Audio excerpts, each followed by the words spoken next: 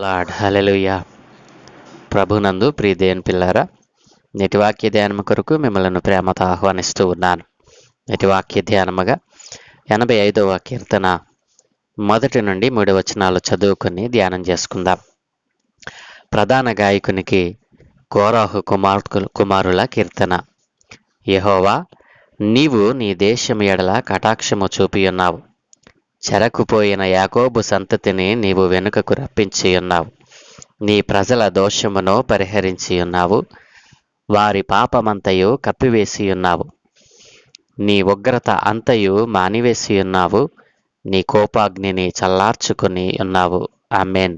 ప్రభునందు ప్రియదేవుని పిల్లరా, చదువుకునబడిన లేఖ నిమిత్తమే ప్రార్థన చేద్దాం. దయగలిగిన తండ్రి, కృపగలిగిన దేవా, నీ ఘనమైన ఉన్నతమైన మనకి స్తోత్రాలనైనా ఏ మంచి లేని మా జీవితంలో మరొక నూతన దినాన్ని అనుగ్రహించారు తండ్రి.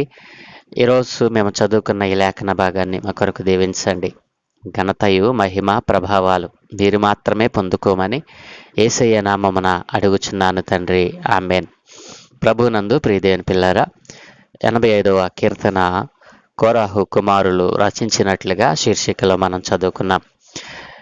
ఈ కీర్తనలో రాయబడిన ఈ మొదటి 3 వచనాలు మనం చూస్తే, దేవుని యొక్క ప్రజలు అనేక సంవత్సరాల నుండి ఆయన అనుగ్రహము పొంది ఉన్న కారణాన్ని బట్టి ఆయనను స్తుతిస్తూ ఉన్నారు. దేవుని ప్రజలైన ఇశ్రాయేలు జనాంగం, నేటికి క్రైస్తవులుగా పిలువబడుతున్న మనందరము కూడా ఆయన యొక్క అనుగ్రహమును అనుభవించిన వారమై ఉన్నాం. కాబట్టి ఈ అధ్యాయంలో, ఈ కీర్తనలో కోరాహు కుమారులు రచించి పాడుతున్నటువంటి ఈ కీర్తనలో దేవుని ప్రజల దోషమును దేవుడు పరిహరించిన సందర్భాన్ని ఎత్తు మాట్లాడుతూ ఉన్నారు. హల్లెలూయా. ప్రియదేవుని పిల్లల ఆలోచన చేయండి. దేవుడు తన ప్రజల పట్ల, తన పిల్లల పట్ల ఎంతో కరుణను, దయను కలిగి ఉన్నాడు. ఆయన తన పిల్లల దోషమును పరిహరించువాడై ఉన్నాడు. కాబట్టి దినాన్న దేవుడు అనేక సంవత్సరాల నుండి, అనేక ఉపద్రవాల నుండి, అనేకమైనటువంటి ఎన్నో శ్రమల నుండి ఆయన పిల్లలైన వారిని తప్పించుచునే ఉన్నాడు. ఆయన శాంతి కలిగిన, దీర్ఘశాంతము కలిగినటువంటి దేవుడు. మనం ఆరాధిస్తున్న నజరేయుడైన యేసుక్రీస్తు ప్రభుల వారు. ప్రియదేవుని పిల్లరా, ఆయన ఒక్క దేశము పట్ల కాదండి, ప్రపంచంలోని అన్ని దేశాల పట్ల ఆయన కటాక్షము కలిగినటువంటి గొప్ప దేవుడు. దేవుని పిల్లలైనటువంటి యాకోబు సంతతిని ఆయన చెరకు వెళ్ళిన వారిని సహా వెనుకకు రప్పించగలిగినటువంటి గొప్ప దేవుడు. చెరలోనికి వెళ్ళిన వారిని సహితము ఆయన విడిపించటానికి అధికారం కలిగినటువంటి గొప్ప దేవుడు. అందుకే ఈరోజు దేవుడు మనకిస్తున్నటువంటి వాగ్దానం ఏంటో తెలుసా? దేవుడు తన ప్రజల దోషమును పరిహరిస్తాను అంటూ ఉన్నాడు. దేవుడు నీ దోషమును పరిహరించాలి అని అంటే, దేవుడు నీ పట్ల కనికరమును చూపి నీ పట్ల దోషములను పరిహరించాలి అని అంటే, నీవు దేవునికి నచ్చాలి. నీ ప్రవర్తన, నీ క్రియలు దేవుని ఎడల మరి మంచివై ఉండాలి. ప్రియదేవుని పిల్లల ఆలోచన చేయండి. ఈ రోజున క్రియలు బాగోలేకపోయినా, ప్రవర్తన బాగోలేకపోయినా, ఆలోచన బాగోలేకపోయినా, ఆయన దేశమును ఆయన కనికరిస్తూ ఉన్నాడు.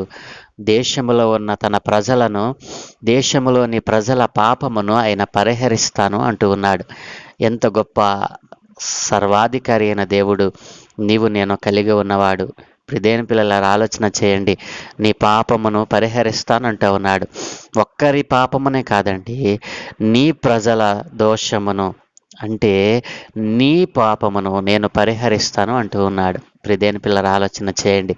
ఆయన పాపమును పరిహరించటానికి అధికారం కలిగిన వాడు, మన దోషములను పరిహరించటానికి అధికారం కలిగిన వాడు ఏకైక దేవుడు, మనం ఆరాధిస్తున్న నజరేయుడైన యేసుక్రీస్తు ప్రభుల వారు. కాబట్టి నీ పాపమంతటిని ఆయన కప్పివేస్తానంటున్నాడు. ప్రియదేవుని పిల్లల ఆలోచన చేయండి. సర్వమానవాళి కోసము ఆయన తన సొంత కుమారుని ఈ లోకమునకు రక్షకునిగా అంగీకరించిన వాడు. ఆయన తన ప్రజలను తమ పాపముల నుండి విడిపించటానికి, వారి పాపములను పరిహరించటానికి ఆయన తన స్వంత రక్తమును ధారపోసినటువంటి వాడు. ప్రియదేని పిల్లరా, ఈ రోజున ఆయన నీకే ఈ వాగ్దానము దయచేస్తా ఉన్నాడు. నీ దోషమును పరిహరించువాడు ఆయనే. నీ దోషమును పరిహరించువాడను నేనే అని ఆయన మనకు భరోసా ఇస్తా ఉన్నాడు. ఆ భరోసాను పట్టుకొని నీవు దేవునిలో ఇంకను స్థిరమైన మనస్సుతో, స్థిరమైన భక్తితో, స్థిరమైన విశ్వాసముతో, యథార్థ ప్రవర్తనతో, నీతి న్యాయములను జరిగించేవానిగా, దేవుని గుణగణములను కలిగిన వారిగా నీవు బ్రతుకుతావా? ఈ రోజున ప్రభువు ఒక క్రైస్తవులకు మాత్రమే కాదు ఈ వాగ్దానం దయచేస్తూ ఉన్నది. దేశంలోని ప్రజలందరికీ కూడా ఆయన వాగ్దానం చేస్తూ ఉన్నాడు. ఏమిటో తెలుసా? నీ దోషమును పరిహరించువాడను నేనే అని ఆయన వాగ్దానం చేస్తూ ఉన్నాడు. ఈ వాగ్దానం నమ్మినటువంటి నా ప్రియ హైందవ అన్య జనాంగమా, ఈరోజు ప్రభువు నీతోనే మాట్లాడుతూ ఉన్నాడు. నీవెంతటి ఘోర పాపివైనా, నీవెంతటి ఘోరమైనటువంటి అపరాధములు చేసినా, దేవుడు, నేను ఆరాధిస్తున్నా, నేను ప్రకటిస్తున్నా నా దేవుడు నీ పాపములను పరిహరించి నిన్ను పరిశుద్ధినిగా చేయటకు ఇష్టపడతా ఉన్నాడు. నీవు సిద్ధమా? అయితే నాతో కలిసి చిన్న ప్రార్థన చేయి. సకల ఆశీర్వాదములకు కారణభూతుడైన తండ్రి, మా మంచి దేవానికి వందనాలు నాయన. ఉన్నవాడవు అనువాడవును అని నామము కలిగిన గొప్ప దేవుడవు నాయన. నీవు మాత్రమే నాయన సకల ప్రజల దోషమును పరిహరించు వాడవని అయ్యా ఈరోజు మీరు మాకు ఇచ్చిన వాగ్దానం బట్టి మీకు వందనాలు. ఎందరైతే నీ నామ మెరుగని అన్యులైనటువంటి వారు అయ్యా ఇదిగో తండ్రి ఈ మాటలు వింటూ ఉన్నారో, అయ్యా దోషములను పరిహరించుటకు అధికారం కలిగిన వాడు ఒక్కడే దేవుడున్నాడు, ఆయన యేసుక్రీస్తు ప్రభుల వారని అయ్యా ఇదిగో తండ్రి వీరంతా నమ్ముటకు సహాయము దయచేయమని, నిజముగానైనా నీవు ఉన్నవాడవని అయా మాట్లాడగలిగిన వాడవని, మాతో కలిసి జీవిస్తున్న వాడవని, మమ్మలను జీవింపచేస్తున్న వాడవని అయ్యా ఇదిగో తండ్రి మేము నమ్మినట్లుగా అన్యులు కూడా నమ్మునట్లుగా అనేకులకు ఈ సువార్తను ప్రకటించు వారిని లేపమని, ఈ సువార్త దినములో ఒక్కరికైనా ప్రకటించే మనస్సును ఈ మాటలు వింటున్న ప్రతి ఒక్కరిలో కలిగించమని, ఘనత ఈ మహిమ ప్రభావాలు మీకే ఆరోపిస్తూ ఈ దినమే చేయ పనులన్నిటి మీద మీ కన్ను దృష్టి ఉంచి మీ దూతల కాపుదలను అనుగ్రహించి మీరే మహిం పొందుకోమని యేసయ్య పరిశుద్ధ నామమున ప్రార్థించి వేడుకుంటూ ఉన్నాము తండ్రి. Amen, amen, amen.